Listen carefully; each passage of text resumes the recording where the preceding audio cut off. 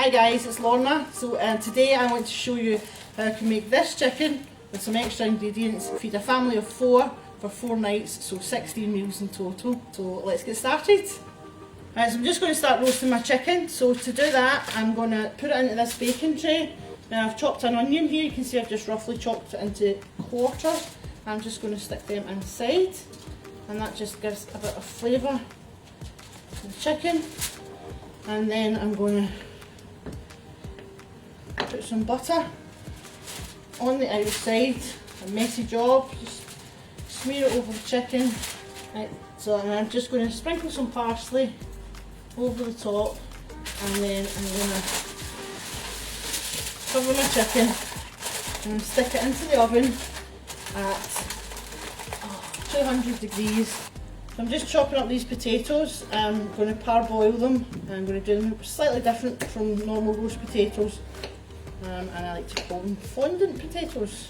Taking my potatoes off the boil now, and I've put them into my lovely baking tray, and in here I've got a stock cube mixed up with some boiling water. Now you can use, depending on what you're having your potatoes with, you can, if you're having it with a gammon joint, you can use a ham stock cube. We're having chicken, so I'm using a chicken stock cube. You can just use a vegetable stock cube if you prefer. And then what we're doing is we're pouring this. We're not bothering about covering the potatoes, what we're wanting to do is cover the base. And then when these go in the oven, soak up the stock, and that's when you know they're ready, when there's no stock left and they've got a nice sheen to them. I'm just going to take the foil off my chicken because we want to get a nice colour to it. And there we go, that's our chicken. It's certainly looking a bit better, and I'm just going to cover it back up again, and I'm going to leave it for 10 minutes just to let the meat rest before we carve it. So there we go, that's our fondant potatoes ready to get served up with our roast chicken dinner. Lovely. There we are, that's our chicken. It's nice and cool now, enough for me to handle it. So I'm just going to strip it down and separate the meat for the various different dishes. So I've sectioned up my chicken. I've got my chicken breasts here for our roast dinner. I've got 200 grams of chicken for our chicken fried rice, and I've got 100 grams of chicken for our chicken hash. And then I've got the carcass and the onions that we put inside, and I'm going to boil that up and make stock for soup. So there we are, that's our roast dinner. That's all ready to get served up.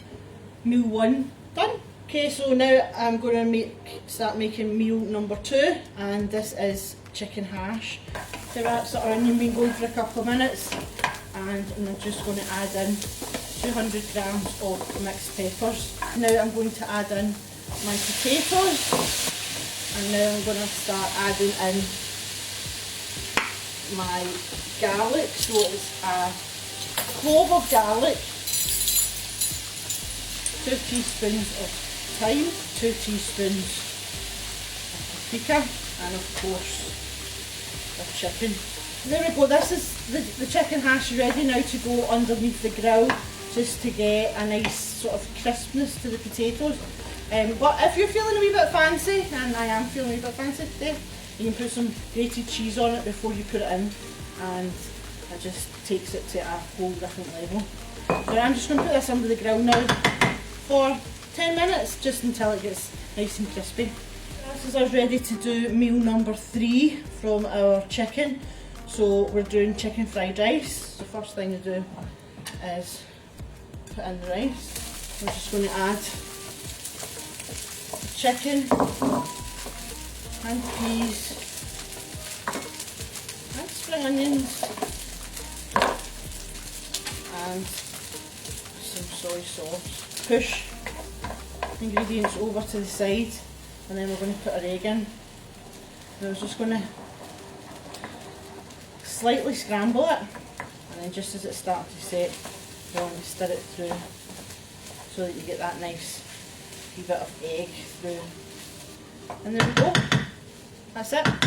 Okay, so meal number 4, we have been boiling our bones to make a lovely rich chicken stock, and What we're not going to do is go and pour it down the sink when we try to drain it, which I know lots of people have done before. So we're going to pour this in here and give that a shake, and then we're going to drain that off like so. So I'm just using the same pot again, no point in wasting my time doing dishes. So I'm putting half my butter into the pot. Once the butter's melted, I'm going to put in my diced onion and my red pepper, and then I'm just going to cook them off for a couple of minutes. What we're going to do here is we're going to make a nice roux, which is the base of a white sauce basically. See, I'm using self-raising flour, doesn't matter, you can use any kind of flour on this. I'm just using that because that's what I've got. I'm going to whisk in this milk, a wee bit at a time, and I'm going to stir that in there. And now we're just going to basically add everything else back in. We've got our onions and our peppers, and we've got our sweet corn, and we've got uncooked rice. You can see I managed to get some chicken off of that carcass, so not only did we get our stock for our soup, but we managed to get some chicken as well. And that's me, I've served up my 4 bowls of chicken and rice soup, and I know that I've been banging on saying, you know, 4 meals for 4 people, 16 meals, but in reality, if you have a look here, there's still at least 6 bowls worth of soup in that pot, so you can add that one to the total.